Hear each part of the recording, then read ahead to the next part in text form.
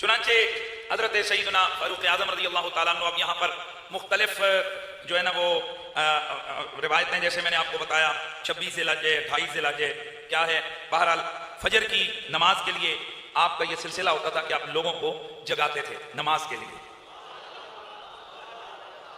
خلیفۃ المسلمین مدینے کی گلیوں میں آواز لگاتا پھر رہا ہے، لوگوں اٹھو نماز کا وقت ہو گیا ہے۔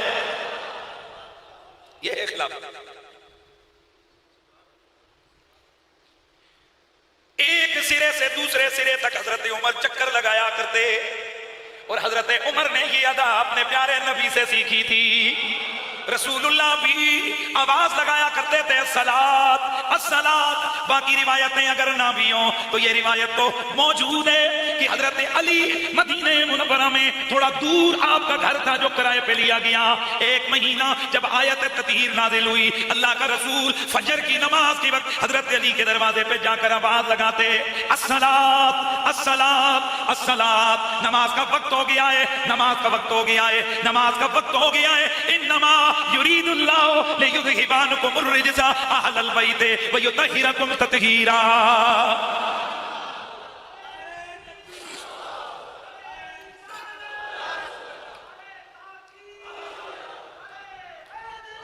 حضرت عمر مسجد نبوی میں تشریف لائے، مسجد نبوی میں لوگوں کو نماز کے لیے جگہ جگہ کر مسجد نبوی میں تشریف لائے۔ میرے دوستو، مسجد نبوی میں جہاں میرے نبی کے یارانے باوفا موجود ہیں، جہاں تابعین موجود ہیں، جہاں صحابہ کی اولادیں موجود ہیں، وہیں پر ان نوریوں کی صف میں ایک بدبخت موجود ہے جو کہ ایک روایت کے مطابق نصرانی ہے، ایک روایت کے مطابق مجوسی ہے، نام ابو لولو فیروز ہے۔ اور یہ کون ہے؟ یہ جنگ نعامت کے اندر قیدی بنایا گیا، اور اس کو جب قیدی بنا کر مدینے لایا گیا، اس نے بڑی گہرے طور پر مطالعہ کیا۔ یہ اپنے ملک کے اندر بڑا بااثر آدمی تھا، لیکن جب قیدی بن کے آیا تو اس کے دل و دماغ میں یہ بات بیٹھ گئی کہ ہمارے ملکوں کے ملک اگر فتح ہو رہے ہیں تو اس کے پیچھے طاقت عمر کے عدل کی ہے۔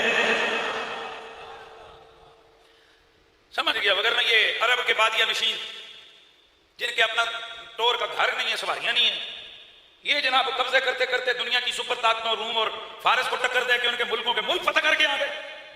حیرت کی بات ہے، 3000 کے لشکر کے ساتھ خالد بن ولید جاتے ہیں، پہلے دن جناب والا چیلنج کرتے ہیں، ہاں بھائی یہ شہر ہمارے حوالے کرو۔ ایک طرف 3000 کی ایک ٹولی کھڑی ہے اور دوسری طرف 90,000 کا لشکر کھڑا ہے، ان کا سربراہ ہے۔ کہتے ہو یار یہ کہیں پاگل لوگ تو نہیں ہیں، 3000 ہے اور ہم 90,000 کو، اور ہم پوری پاور ہیں، سپر پاور ہیں، اور ہمارے شہر میں آ کر ان کے پیچھے کوئی رسد کا سلسلہ بھی نہیں، ہمیں چیلنج کر رہے ہیں۔ اس نے اپنے جاسوس بھیجے، کہنے لگا ذرا اولیا بدل کے جا کے چیک کر کے آؤ نا کہ ان کی طاقت کیا ہے، کیوں یہ کر رہے ہیں۔ وہ واپس آیا، کہنے لگا کھانے کے لیے کچھ نہیں، چاج کے کپڑے نہیں، چاج کے ہتھیار نہیں، چاج کی سواریاں نہیں۔ تو کہا یار یہ اتنے سواریاں ملکوں کے ملک فتح کر کے کیسے رہے؟ کہنے لگا میں نے ایک چیز دیکھی ہے، ایمان ان کا بڑا پکا ہے۔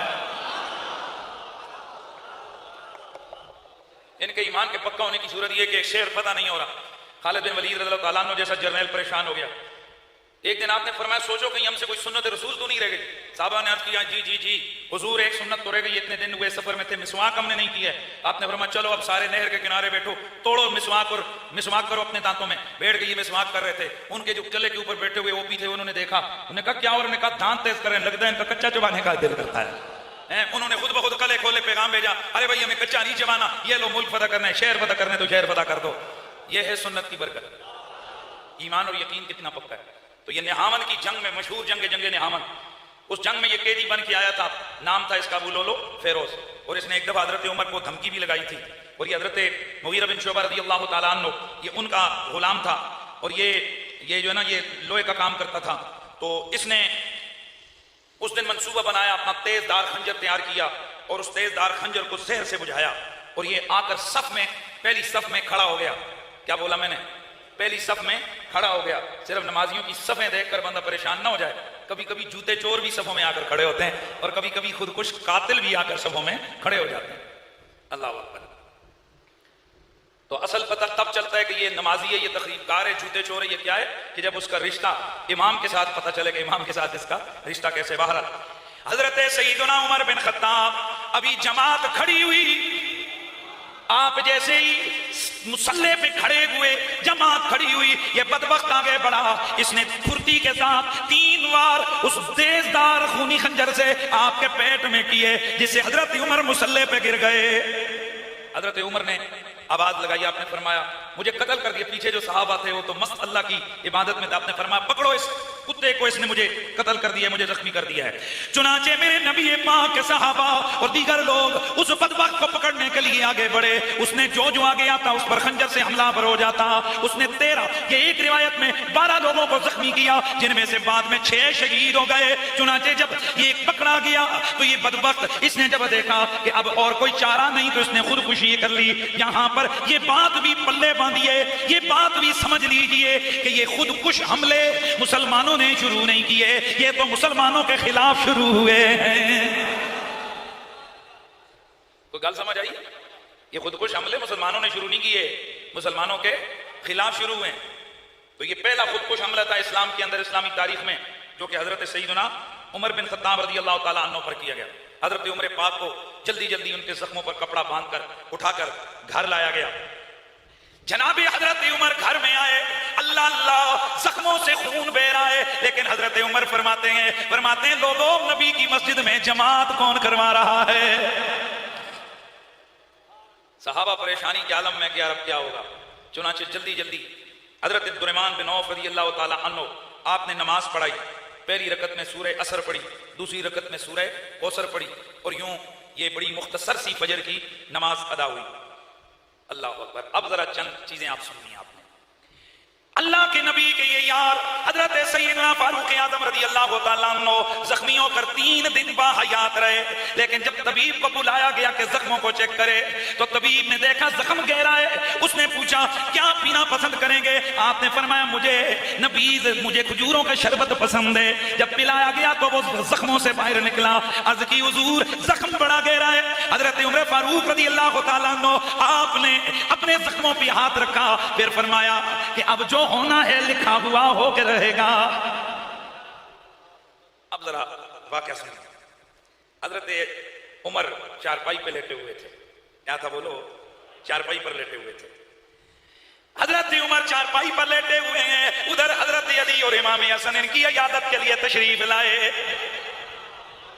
حضرت علی نے دیکھا حضرت عمر بستر پہ لیٹے ہوئے چپکے چپکے رو رہے ہیں۔ حضرت علی آئے، آ کر دلاسا دیا، پاس بیٹھے، فرمایا امیر المومنین آپ اور رو رہے ہیں، بڑی بڑی شدتوں میں، بڑی بڑی سختیوں میں، بڑے بڑے مشکل مرحلوں میں ہم نے آپ کے آنسو نہیں دیکھے، آج عمر کیوں رو رہا ہے؟ حضرت علی کی یہ بات سن کر حضرت عمر بولے، آپ نے فرمایا اے علی میں کسی اور مسئلے پہ نہیں رو رہا، عمر تو اس لیے رو رہا ہے کہ عمر کا انجام کیا ہوگا، اللہ اس کے ساتھ کیا سلوک کرے گا۔ حضرت علی المرتضی کرم اللہ تعالی وجہ الکریم آپ نے فرمایا یا امیر المومنین، اے عمر بن خطاب میں آپ کو بشارت دیتا ہوں اس حدیث کی جو میں نے اپنے کانوں سے رسول خدا سے سنی ہے۔ سبحان اللہ کی آواز۔ حضرت عمر کی آنکھیں چمک اٹھی، فرمایا بولو علی تم نے اللہ کے نبی سے کیا سنائے؟ حضرت سیدنا علی المرتضی کرم اللہ تعالی وجہ الکریم نے فرمایا سمعت رسول اللہ وہو یقول ابو بکر و عمر سیدہ اہل الجنہ، و ابو بکر اور عمر جتنے بھی بزرگ جنتی ہیں ان کے سردار ہیں۔ سبحان اللہ کی آواز آ جائے۔ حضرت علی المرتضی کی یہ بات سن کر حضرت عمر آپ کے چہرے پر خوشی کے اثرات آئے، فرمایا اے علی کیا آپ میرے جنتی ہونے کی گواہی دے رہے ہیں؟ فرمایا ہاں امیر المومنین، علی گواہی دے رہا ہے۔ حضرت عمر نے مڑ کے دیکھا، فرمایا حسن تم بھی اپنے بابا کی گواہی میں شریک ہو جاؤ۔ سبحان اللہ کی آواز آ جائے۔ اور ایک اور روایت میں حضرت علی نے فرمایا میں نے رسول خدا سے سنا ہے عمر و سراج اہل الجنہ، عمر تو جنت کا چراغ ہے۔ عمر تو جنتیوں کے لیے چراغ کی مانند ہے، میں نے یہ خود سنا ہے۔ حضرت عمر بے قرار ہو گئے، فرمایا علی اگر اچھا سمجھو بھلا سمجھو تو مجھے یہ لکھ کے دے دو۔ حضرت علی نے فرمایا کیا میری زبان پہ یقین نہیں؟ فرمایا علی نانا معاملہ کچھ اور ہے۔ حضرت علی نے حکم کی تعمیل کی اور جا کر لکھ کے دیا کہ میں نے رسول خدا سے یہ حدیثیں سنی ہیں۔ حضرت علی کی تحریر حضرت عمر نے دیکھی، اسے چوما۔ حضرت عبداللہ بن عمر کو بلا کر فرمایا وہ جب میں مر جاؤں مجھے غسل دے چکو، مجھے کفن پہنا چکو تو میرے سینے پر یہ تحریر علی کی رکھ دینا۔ اگر اللہ نے عمر سے سوال کیا کہ بول عمر تو کیا لے کے آیا ہے تو میں عرض کر دوں گا مولا میرے پاس علی کی یہ تحریر ہے، علی نے نبی پاک کی یہ حدیث مجھے سنائی ہے کہ عمر جنتیوں کا چراغ ہے، عمر جنتی بزرگوں کا سردار ہے۔ اسی لیے کہنے والا کہتا ہے کہ حضرت عمر نے گویا یہ وصیت فرمائی کہ جب میں مروں تو رکھنا، جب میں مروں تو رکھنا، جب میں مروں تو رکھنا، قبر میں نوشت یہ، جب میں مروں تو رکھنا، قبر میں نوشت یہ، سننا جب میں مروں تو رکھنا، جب میں مروں تو رکھنا، قبر میں نوشت یہ تحریر ہے علی کی، تحریر، بولو بولو تحریر ہے علی کی، تحریر ہے علی کی، دلیل بہشت یہ تحریر، بھائی سارے مل کے پڑھ لو، تحریر ہے علی کی، تحریر ہے علی کی، تحریر کی دلیل۔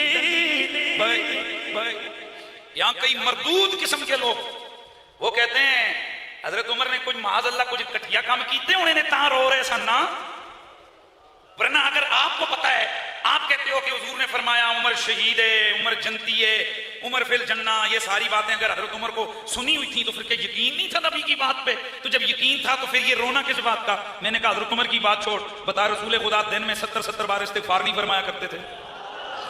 سبحان اللہ کی آواز ہے یار۔ کیا یہ موجود نہیں ہے کہ افلا اکون عبدا شکورا؟ جب حضور سے پوچھا گیا یا رسول اللہ آپ تو بخشے ہوئے ہیں، آپ اتنی محنت کیوں کر رہے ہیں، آپ راتوں کو جاگ جاگ کر اتنی عبادت کیوں کر رہے ہیں؟ تو آپ نے فرمایا اپنے رب کا شاکر بندہ نہ بن جاؤں؟ یہ تقوی حضرت عمر کا یقین ہے، لیکن ساتھ ساتھ یہ کیا ہے آپ کا؟ بولو بولو پھر بولو، تقوی ہے۔ ایسا نہیں ہے اگر اس طرح ہے تو کیا مولا علی زندگی میں نہیں روتے رہے؟ کیا حضرات حسنین کریمین نہیں روتے رہے؟ آپ مناجات امام زین العابدین پڑھیں تو آپ کا کلیجہ پھٹ جائے۔ انشاءاللہ میں کوشش کروں گا کہ میں ایک جمعہ حضرت امام زین العابدین کی مناجات کے حوالے سے میری انشاءاللہ گفتگو ہوگی۔ آپ حیران ہو جائیں گے کہ حضرت امام زین العابدین تو کیا یہ بخشے ہوئے لوگ نہیں ہیں؟ پھر وہ کیوں روتے تھے؟ جو تمہارا جواب ہے وہی ہمارا بھی جواب ہے، سبحان اللہ کی آواز۔ حضرت عبداللہ بن عباس ایک دن بیماری کے لیے ایام میں آئے، فرماتے ہیں کہ میں نے دیکھا وہ رو رہے، شاید یہ حضرت علی سے پہلے گئے ہوں۔ فرماتے ہیں میں نے عرض کیا حضور یہ کیا ہے؟ آپ نے فرمایا ابن عباس مجھے آخرت کا معاملہ رلا رہا ہے۔ آپ فرماتے ہیں میں نے عرض کی کہ میں یقین سے کہتا ہوں کہ 3 چیزیں ایسی ہیں جن کی وجہ سے اللہ آپ کو کبھی عذاب نہیں دے گا۔ فرمایا عبداللہ بن عباس کون سی 3 چیزیں ہیں؟ آپ نے فرمایا جب آپ بات کرتے ہیں تو سچ کرتے ہیں، جب آپ سے کوئی رحم کی اپیل کرے تو آپ اس کو معاف کر دیتے ہیں، اور جب آپ فیصلہ کرتے ہیں تو انصاف سے کرتے ہیں۔ فرمایا ابن عباس کیا قیامت والے دن اللہ کے دربار میں تم ان 3 چیزوں کی گواہی دو گے؟ فرمایا کیوں نہیں دوں گا؟ اللہ کیوں نہیں دوں گا؟ دوں گا جی۔ دوستان عزیز ذرا سوچئے اتنی بڑی بڑی ہستیاں ان کو کتنی فکر آخرت ہے، اور ہم لوگ جن کی کسی قسم کی کوئی گارنٹی بھی نہیں ہے سوائے کلمے کے، اور ہمیں پرواہ نہیں ہے کہ ہمارے دن کیسے، ہماری راتیں کیسی ہیں، ہماری عبادت کیا، ہمارے معاملات کیا ہیں۔ اللہ اکبر۔ حضرت عمر نے ایک عام کام کیا، اپنے بیٹے حضرت عبداللہ بن عمر کو بلایا۔ حضرت عبداللہ بن عمر کو بلا کے فرمایا عبداللہ بن عمر جاؤ، جا کر ام المومنین حضرت عائشہ صدیقہ سے جا کر سوال کرو اور ان سے عرض کرو کہ ام المومنین عمر یہ درخواست کرتا ہے اگر آپ کی اجازت ہو تو حجرہ آپ کا ہے، میں چاہتا یہ ہوں اس حجرے میں آپ مجھے دفن کی اجازت دیں تاکہ ہم تینوں یار اکٹھے ہو جائیں۔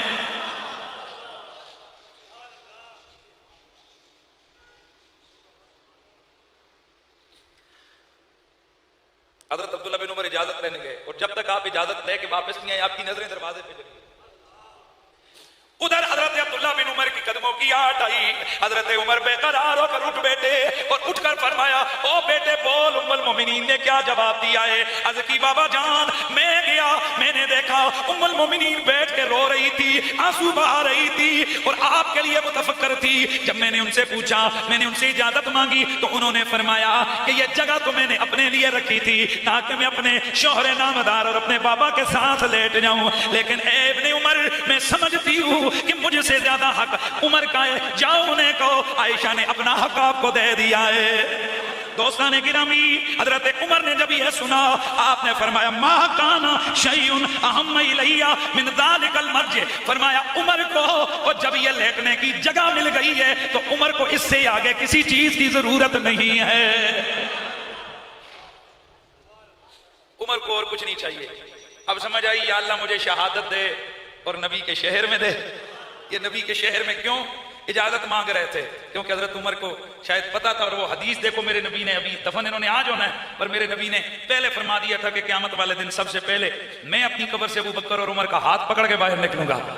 کوئی رسول خدا نے پہلے ہی بتا دیا, ہم یہاں چلتے اکٹھے ہیں. ایک دن یہ تشریف لا رہے تھے نا, درمیان میں حضور ایک ہاتھ میں ابو بکر پاک کا, ایک ہاتھ میں حضرت عمر پاک کا ہاتھ, یہ آ رہے تھے. دیکھنے والوں نے دیکھا, اللہ کے رسول نے فرمایا ہاکذا نحیا, ہم اکٹھے یوں ہی حیات میں رہیں گے, اکٹھے ہی ہم دنیا سے, ہمارا جب خاتمہ ہوگا تو اکٹھے ہماری قبریں بنے گی اور اکٹھے اللہ کے دربار میں ہاتھ پکڑ کے اٹھیں گے. اللہ اکبر. حضرت سیدنا عمر فاروق رضی اللہ تعالیٰ عنہ شہید ہو گئے, آپ وصال فرما گئے. آپ نے بہت ساری باتوں کی وصیت فرمائی اور ان کی وصیتوں میں تفصیل نہیں ہے, وقت نہیں ہے, میں صرف چند چیزیں عرض کرتا ہوں. سب سے پہلی وصیت آپ نے لوگوں سے یہ کی, آپ نے فرمایا مہاجرین کی عزت کرنا, پھر فرمایا انصار کا خیال کرنا. سبحان اللہ کی آواز آتی ہے. کیا کرنا؟ مہاجرین کی عزت کرنا, انصار کا خیال کرنا. اور کئی چیزیں آپ نے آنے والے خلفاء کے لیے وصیتیں فرمائی. انشاءاللہ وہ وصایا عمر کے نام سے پورا ایک چیپٹر ہے, وہ پھر ہم عرض کریں گے. وقت چونکہ شارٹ ہے, میں چاہتا ہوں کہ جلدی جلدی اس ٹاپک کو کلوز کیا جائے. حضرت سیدنا فاروق اعظم رضی اللہ تعالی عنہ آپ شہید ہو گئے, اس دار فانی سے آپ کا کوچ ہو گیا. آپ شہید ہوئے تو آپ کو حضرت سیدنا عبداللہ بن عمر نے غسل دیا, 3 بار غسل دیا گیا. نماز جنازہ حضرت صہیب نے پڑھائی, کیونکہ حضرت عبد الرحمن بن عوف کے بعد حضرت عمر نے فرمایا آج کے بعد نماز صہیب پڑھائے گا. آپ کو پتہ ہے یہ صہیب روم سے آئے تھے, غیر ملکی تھے. حضرت عمر چاہتے تو مہاجرین میں سے کسی کو کھڑا کرتے, حضرت عمر چاہتے تو کسی اور کو کھڑا کرتے. آپ نے صہیب کو کھڑا کر کے بتا دیا اسلام نسلیں دیکھ کر عزت نہیں دیتا, اسلام قوم دیکھ کر, ملک دیکھ کر عزت نہیں دیتا, اسلام اس کے ذاتی کمالات کو دیکھ کر عزت دیتا ہے. حضرت صہیب کو عزت دی اور مصلی دیا, اور پھر انہوں نے رسول اللہ کے اس پیارے یار با وفا کی نماز جنازہ ادا فرمائی. حضرت عبداللہ بن عباس, حضرت عثمان, حضرت عبداللہ بن عمر, حضرت عثمان غنی, حضرت سعید بن زید اور حضرت صہیب بن سنان, یہ 4 لوگ جو ہے نا قبر میں اترے. انہوں نے حضرت عمر کو قبر میں اتارا. اب ذرا سننا, نماز جنازہ ہو گئی. اب میں دیکھتا ہوں آپ میں سے کتنے اس کا جواب دیتے ہو, وقت ختم ہے, میں بات کو مکمل کرتا ہوں. اب ذرا روایت سنیے. جناب حضرت عمر فاروق رضی اللہ تعالیٰ عنہ کی میت کو 4 پائی پہ رکھا ہوا ہے. اتنے میں لوگوں نے دیکھا حضرت علی آنسو بہائے, آنسو بہاتے ہوئے حضرت عمر کی 4 پائی کے سرہانے کھڑے ہو گئے. اور آپ کی لفظ جن لوگوں نے سنے وہ فرماتے ہیں, حضرت علی فرما رہے تھے ما احد القى الله بسيفته احب الي من هذا المسجى بينكم. آپ فرما رہے تھے لوگوں یہ جو چادر اوڑھ کے 4 پائی پر لیٹا ہوا بندہ ہے, مجھے روئے زمین پر اس چادر اوڑھے ہوئے بندے سے زیادہ کوئی شخص محبوب نہیں کہ جس کے نامہ اعمال کے ساتھ میں رب سے ملاقات کرنا چاہتا ہوں. وہ گل سمجھ آئیے کیا کہ حضرت علی, حضرت علی فرما رہے ہیں, کیا کہہ رہے ہیں, گارنٹی دے رہے ہیں, گواہی دے رہے ہیں کہ عمر کے اتنے شان والے اعمال ہیں کہ علی چاہتا ہے کہ عمل عمر کے ہوں, اللہ کے دربار میں علی وہ عمل لے کے حاضر ہو جائے. بتاؤ وہ کہاں ہیں وفادار مولا علی کے جو حضرت عمر کے خلاف زبانیں کھولتے ہیں؟ وہ وفادار نہیں ہیں, وہ اہل بیت کے غدار ہیں. لوگوں ہم آپ کو پیغام محبت دیتے ہیں, حضور کی ہر نسبت سے پیار کریں, اور ہماری محبتیں اور نفرتیں اسی بدولت ہوں جو ان کا ہے وہ ہمارے, جو ان سے کٹ گیا وہ ہمارے جوتے کی نوک پہ آ گیا. حضرت عمر فاروق رضی اللہ تعالی عنہ، آپ کو رسول اللہ کے ساتھ حضرت ابو بکر کے پہلو میں لٹا دیا گیا۔ میرے دوستو، حضرت عمر فاروق رضی اللہ تعالیٰ عنہ، آپ کی یہ شان ہے، آپ اس حجرہ مقدسہ میں آج بھی آرام فرما رہے ہیں کہ جس حجرے کے دروازے پر 70,000 فرشتے صبح 70,000 شام کو آتے گئے، لاکھوں کروڑوں حاجی عمرے والے اس آستانے کرم پہ جا کر جہاں نبی کو کہتے ہیں السلام علیکہ یا رسول اللہ، تو مڑ کے کہتے ہیں السلام علیکہ یا امیر المؤمنین ابا بکر صدیق، اور تھوڑا سا آگے بڑھ کے کہتے ہیں یا عمر بن الخطاب السلام السلام۔ یہ وہ سعادت ہے جو قیامت تک کے ہستیوں کے نصیب میں آ گئی۔ میرے نبی کا پڑوس مل گیا۔ ہم سالہ سال کے بعد کرائے لگا کے مدینے جاتے ہیں، وہ ان کی شان دیکھو، یہ حضور کے ساتھ پڑوسی ہیں۔ اور اگلا جملہ بولوں، امام مالک کے ماننے والوں میں ایک امام ہے، وہ فرماتے ہیں یہ بحث ہے کہ بھائی جماعت ایک بندے کے ساتھ ہوتی ہے کہ دو، انہوں نے دلیل دی 2 بندے پیچھے ہوں تب جماعت ہوتی ہے، اکیلے سے نہیں ہوتی۔ دلیل یہ دی، فرمایا اس لیے کہ اللہ کا رسول مزار پر انوار کے اندر ہیں اور مزار پر انوار میں جماعت کرواتے ہیں، پیچھے 2 یار کھڑے ہوتے ہیں۔ سبحان اللہ کی آواز ہے۔ اس لیے جب یزید پلید نے مدینہ منورہ کی تاراجی کی، اس کی فوجوں نے رسول اللہ کے مدینے کو تاراج کیا، نبی کی مسجد کی بے حرمتی ہوئی، مسجد نبوی میں گھوڑے باندھے گئے، مدینے والوں کو شہید کیا گیا، واقعہ ہررا دل خراش واقعہ یہ جب رونما ہوا، اس وقت سعید بن مسیب فرماتے ہیں وہاں پر کوئی نہیں تھا، مجھے بوڑھا بزرگ پاگل سمجھ کر انہوں نے چھوڑ دیا، میں چھپ کے حضور کے حجرے کے اندر رہنے لگا، ہر نماز کے وقت حضور کے مزار سے اذان کی آواز بھی آتی، اقامت کی آواز بھی آتی تھی۔